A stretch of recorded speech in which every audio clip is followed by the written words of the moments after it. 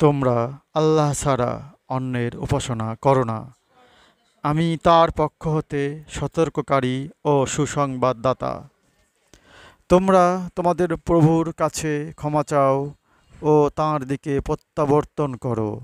তিনি নির্দিষ্ট সময় পর্যন্ত উত্তম জীবন দিবেন এবং প্রত্যেক গুণবানকে অনুগ্রহ করবেন।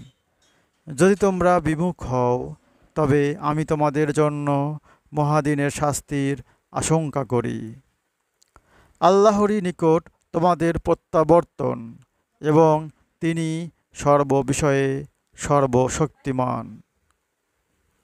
সাবধান, তারা বক্ষ কুঞ্চিত করে যেন তার আল্লাহ হতে নিজেদের কথাগুলি লুকাতে পারে। সাবধান, তারা যখন বস্ত্র আবৃত করে তিনি তখন ও সব জানেন, যা গোপন করে ও প্রকাশ করে।